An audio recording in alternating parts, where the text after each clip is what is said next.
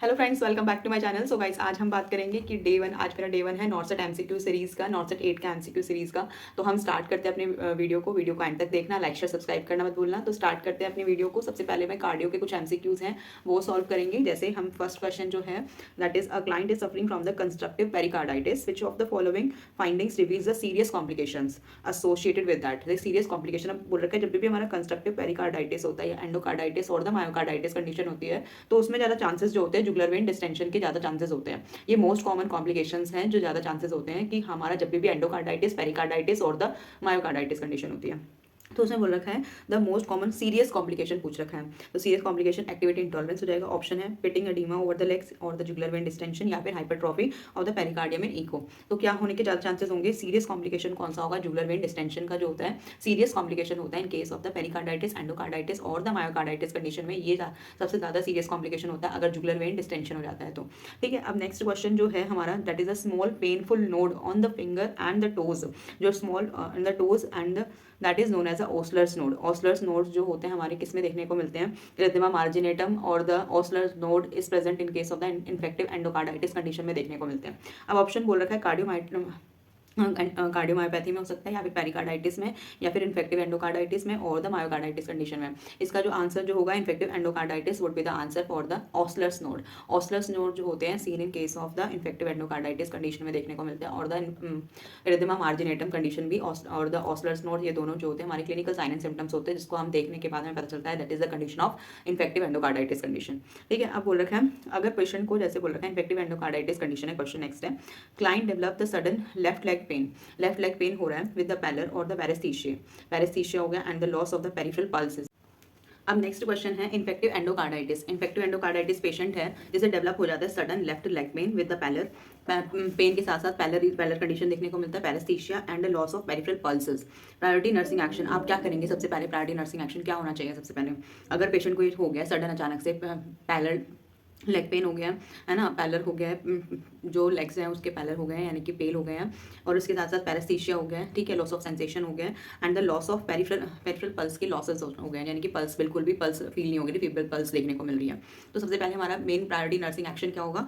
Option दे रखा है elevate the leg to promote the venous return. अब वीनस रिटर्न ब्लड फ्लो अगर रुकता तो या फिर साइनोसिस कंडीशन होती तब तो हम क्या करते हैं, हम प्रमोट द वीनस रिटर्न को एलिवेट कर देते लेग को, तो ये तो होगा नहीं। नेक्स्ट है apply the constructive electric bandages, blood flow रुक जाएगा, पहले ही पल्स नहीं आ रही है तो फिर हम क्यों बेमतलब में इलास्टिक बैंडेजेस को अप्लाई करेंगे? अगर कंस्ट्रक्टिव इलास्टिक बैंडेजेस को अप्लाई कर दिया हमने तो क्या हो जाएगा? ब्लड फ्लो रुक जाएगा। तो हमें ब्लड फ्लो थोड़ा रोकना है, अगर ब्लड फ्लो रुक जाएगा तो फिर पेरिफेरल पल्स तो और भी नहीं आएगी, तो ये चीज़ तो करेंगे नहीं हम। थर्ड ऑप्शन है नोटिफाई टू द फिजिशियन। हाँ, ये ऑप्शन ठीक लग रहा है। सबसे पहले हम अगर इन्फेक्टिव एंडोकार्डाइटिस का पहले पेशेंट है तो ऐसा हो सकता है कि सीरियस कॉम्प्लिकेशन में जुगुलर वेन डिस्टेंशन हो जाए, तो उसको पहले से ही प्रिवेंट करने के लिए सबसे पहले हम नोटिफाई करेंगे फिजिशियन को सबसे पहले, फिर उसके बाद जो फिजिशियन ऑर्डर करते हैं तभी हम उसके बाद इंप्लीमेंट करेंगे कुछ भी चीज़ जो भी उन्होंने ऑर्डर करी है, और एक्स्ट्रा हम कुछ भी चीज़ हम इंप्लीमेंट नहीं करेंगे। ठीक है, use the blood block to elevate the foot end. Elevate foot end को तब तो हम करेंगे अगर ब्लड फ्लो स्टॉप हो गया, ब्लड फ्लो थोड़ा ना स्टॉप हो गया उसमें उसमें बोल रहा है हाँ ठीक है पैलर हो गया है, ठीक है ब्लड फ्लो नहीं हो रहा है, तो उसका मतलब ये नहीं है कि हम ब्लड ब्लॉक फुट एंड को एलिवेट कर देंगे। ठीक है, सबसे पहले हम नोटिफाई करेंगे फिजिशियन को। प्रायोरिटी नर्सिंग एक्शन पूछ रखा है, अगर हाँ ठीक है ये भी चीज़ सही है कि वीनस रिटर्न को प्रमोट करने के लिए हम एलिवेट कर देंगे लेग को, ब्लड ब्लॉक्स का यूज़ करके हम वीनस रिटर्न को प्रिवेंट करेंगे, वीनस रिटर्न को प्रमोट करेंगे एलिवेट द पोटेंट। लेकिन इससे भी प्रायोरिटी नर्सिंग एक्शन ये होगा कि अगर ये अचानक से हुआ है तो पेशेंट को हमें बताना है डॉक्टर को सबसे पहले ताकि डॉक्टर को पता चल जाए, डॉक्टर को फिर डॉक्टर अगर नेक्स्ट ऑर्डर को कुछ बताएं तो फिर हम नर्सिंग एक्शन जो हमें करना है वो तो हमने कर दिया है, एलिवेट कर दिया है। ठीक है, एलिवेट ऑफ द लेग, लेकिन उससे पहले सबसे पहले हमें डॉक्टर को इन्फॉर्म करना है। ठीक है, अब नेक्स्ट क्वेश्चन है which of the following condition is accompanied bye the distant muffled heart sound and the prominent neck vessels है, प्रोमिनेंट नेक वेसल्स है और बोल रखा है distant and the muffled heart sound सुनाई दे रहा है। अब ये सबसे पहले ये जो 3 सिम्टम्स है ना, ये मोस्ट प्रायोरिटी सिम्टम्स हैं और ये कार्डियक टैम्पोनेट कंडीशन में देखने को मिलता है। जो बोल रखा है cardiac tamponade is characteristic by the distant और the muffled heart sound and the prominent neck vein, या फिर जुगुलर वेन डिस्टेंशन भी आएगा तो भी हम ये बोलेंगे कि ये 3 कंडीशंस जो होती है वो किस में देखने को मिलती है? In case of the cardiac tamponade condition में देखने को मिलती है। ठीक है, अगर बोल रखा है इसमें बोल रखा है कार्डियक, ऑप्शन बोल रहा है कार्डियोजेनिक शॉक में देखने को मिलती है, या फिर कार्डियक टैम्पोनेट में, पल्मोनरी एम्बोलिज्म में, या फिर डायसेक्टिंग थोरेसिक एओर्टिक एनेरिज्म में। तो इसमें नहीं देखने को मिलती है, कार्डियोजेनिक शॉक में देखने को मिलता है। कार्डियोजेनिक शॉक के जो क्लासिकल साइन एंड सिम्टम्स है उसमें पेशेंट को क्या हो जाता है, हाइपोटेंशन हो जाती है, रैपिड पल्स हो जाएगी, और इसके साथ साथ डिक्रीज है urine output, cold and the clammy skin हो जाएगी। ठीक है, ये सारी चीज़ें देखने को मिलेगी इन case of the cardiogenic shock में। लेकिन न्यूरोजेनिक शॉक में क्या देखने को मिलता है, न्यूरोजेनिक शॉक में हमारा वार्म हो जाते हैं हम। ठीक है, अब जो रैपिड पल्स हुई है पल्स क्या हो जाती है, डिक्रीज हो जाती है। Rapid pulse in case of the cardiogenic shock में होती है, लेकिन accept in case of the neurogenic shock में जो होता है हमारा पल्स कम हो जाती है, पल्स कम हो जाती है, उसके साथ साथ हमारे जो वार्म, हम ऐसा लगता है जैसे हीट रिलीज हो रही है हमारे अंदर से। तो वैसी कंडीशन देखने को मिलती है in case of the neurogenic shock में। लेकिन कार्डियोजेनिक शॉक में कोल्ड एंड क्लैमी स्किन होने के साथ साथ हमारी रैपिड पल्स रेट हो जाती है in case of the cardiogenic shock में। कार्डिक टैम्पोनेट कंडीशन में जो होता है हमारी 3 कंडीशन देखने को मिलती है, डिस्टेंट मफल्ड हार्ट साउंड, और उसके साथ साथ प्रोमिनेंट नेक में देखने को मिलती है। ठीक है, पल्मोनरी एम्बोलिज्म कंडीशन की बात करें तो pulmonary embolism sudden presentation of the severe dyspnoea, यानी कि अगर पेशेंट को डिस्निया कंडीशन हो रही है, यानी कि डिफिकल्टी इन ब्रीदिंग हो रही है, वो किसका कंडीशन हो सकता है, this is the condition of pulmonary embolism, या फिर कोई जो है मूविंग क्लॉट जो है वो जाके हमारी पल्मोनरी सिम्टम्स में सिस्टम में चले गए, यानी कि हमारे लंग्स में चला गया। अगर मूविंग क्लॉट है वो हमारा लंग सिस्टम में चले गया, एयरवे में चले गया, तो that will make cause the dyspnoea cause कर सकता है। तो this will be the condition of the pulmonary embolism condition. बोला था dissecting thoracic aortic aneurysm usually are the accompanied by the back pain. Back pain में जब most commonly अगर aortic aneurysm देखने को मिलता है तो उसमें कंडीशन जो होती है in case of back pain वाली कंडीशन होती है।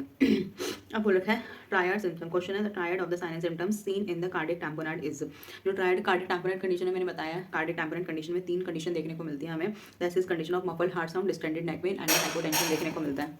Triad of the sign symptoms of cardiac tamponade, जो कार्डियक टैम्पोनेट जो होता है in case of the muffle heart sound, cardiac tamponade के जो ट्रायड होता है जिसे हम क्या कहते हैं, बैक ट्रायड भी बोलते हैं, बैक ट्रायड भी बोलते हैं। इसे हम क्या बोलते हैं, इसमें जो सिम्टम्स आते हैं हमारे 3 symptoms, that is known as muffle heart sound होता है, डिस्टेंडेड नेक पेन होता है, इसके साथ साथ हमारा क्या होता है, हाइपोटेंसिव कंडीशन होती है। ठीक है, अब ऑप्शन दे रखा है tachycardia, tachypnea and the tender hepatomegaly, या फिर हमारा नेक्स्ट ऑप्शन है muffle heart sound, distended neck pain और द हाइपोटेंशन।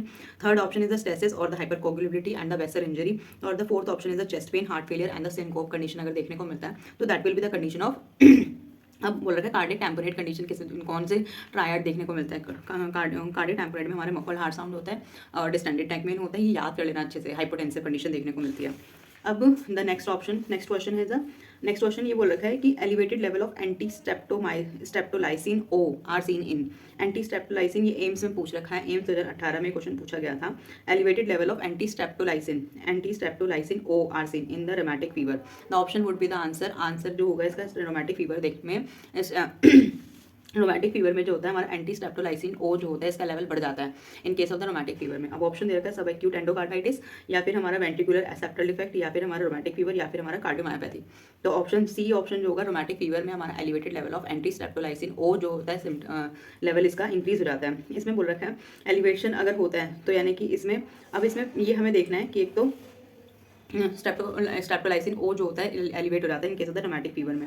अब क्वेश्चन बोल रखा है, नेक्स्ट क्वेश्चन है name the microorganism which of the most commonly responsible for the rheumatic fever, scarlet fever and the glomerulonephritis. देखो एक ही micro organism है जो क्या करता है, 3 चीज़ों को कॉज करता है, that is the rheumatic fever, scarlet fever और इसके साथ साथ हमारा किसको ग्लोमेरुलोनेफ्राइटिस।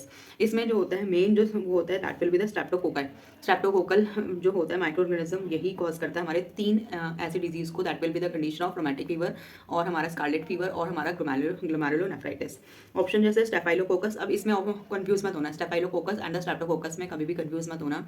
जब भी वाली कंडीशन होगी rheumatic fever, scarlet fever and the glomerulonephritis, तो इस कंडीशन में हमारा स्ट्रेप्टोकोकाई जो होता है micro organism that cause these type of the disease cause करता है ये वाले organism, that is the streptococci. And H influenza नहीं हो सकता, मेनिंजोकोकल नहीं हो सकता, option B will be the right answer.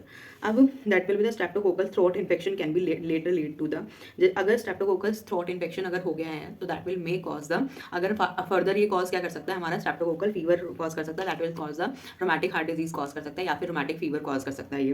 ठीक है, इसमें ऑप्शन बोल रखा है ट्यूबरक्लोसिस हो सकता है, लेप्रोसी हो सकता है, ट्यूबरक्लोसिस माइकोबैक्टीरियम ट्यूबरकुलाई बैक्टीरिया से होता है, लेप्रोसी माइकोबैक्टीरियम लेप्री बैक्टीरिया से होता है, and the rheumatic heart disease would be the right answer for the streptococcal throat infection may further lead to the rheumatic heart disease cause कर सकते हैं। अब बोल रखा है अगर हम बात करें कि Jones criteria guides in the diagnosis of, अगर जॉन्स क्राइटेरिया की बात करें तो जॉन्स क्राइटेरिया जो होता है हमारे रोमैटिक फीवर में देखने को मिलता है। ये जो होता है that is called the doctor T Duckett Jones, इन्होंने डिस्क्राइब किया था, मेजर एंड माइनर क्राइटेरिया बताया था उन्होंने for the Jones criteria for the rheumatic fever के लिए। ठीक है, एक तो आपको ये पता होना चाहिए जॉन्स क्राइटेरिया क्या है। जॉन्स क्राइटेरिया जो है it is the scientific name है, जो जॉन्स क्राइटेरिया जॉन्स ने दिया था फॉर द रोमैटिक फीवर के लिए मेजर एंड माइनर क्राइटेरिया को उसने डिस्क्राइब किया था to distinguish the major sign and symptoms of the rheumatic fever and the minor sign and symptoms of the rheumatic fever। ठीक है, Jones is the scientific name है, that is पूरा नाम जो जॉन्स का है that is doctor T Duckett Jones है, जिन्होंने डिस्क्राइब किया था major and minor criteria for the rheumatic fever. ठीक है, अगर मैं बात करूं तो मेजर क्राइटेरिया में उन्होंने मेजर सिम्टम्स जो होते हैं, मोटे मोटे सिम्टम्स जो होते हैं वो हमारे जिसको आइडेंटिफाई कर सकते हैं कि पेशेंट को क्या है रोमैटिक फीवर है।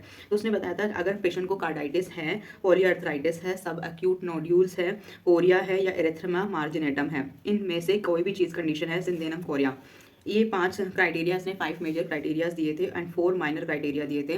4 माइनर क्राइटेरिया में fever, arthralgia, increase the anti streptolysin O titre and the prolonged PR interval, ECG interval में, ईसीजी लीड्स में बताया उसने कि अगर पीआर इंटरवल्स प्रोलॉन्ग है तो that will be the condition of rheumatic fever. ठीक है, तो सबसे पहले आपको ये पता होना चाहिए मेजर क्राइटेरिया 5 थे और 4 जो थे हमारे माइनर क्राइटेरिया थे। जो मेजर क्राइटेरिया में उन्होंने बताया कि that will be the condition of carditis, polycarditis, polyarthritis and the subacute nodules, जैसे हम ऑसलर नोड्स जिसे हम कहते हैं, सिंथेनम कोरिया कंडीशन देखने को मिलती है, या फिर एरिथ्मा मार्जिनेटम, ये 3 तो वाले हो गए। Chorea condition, Sydenham chorea condition, erythema marginatum, Osler's node देखने को मिलता है in case of the rheumatic fever और the pericarditis, endocarditis, infective pericarditis, और इसके बाद हमारा कार्डाइटिस कंडीशन देखने को मिलती है in case of rheumatic fever. ठीक है, तो और माइनर क्राइटेरिया में मैंने बताया कि माइनर क्राइटेरिया में कंडीशन है fever, arthralgia and the increase the SO titre और द प्रोलॉन्ग पीआर इंटरवल। ठीक है, अब इसमें क्वेश्चन है, नेक्स्ट क्वेश्चन बोल रखा है the management of the rheumatic fever.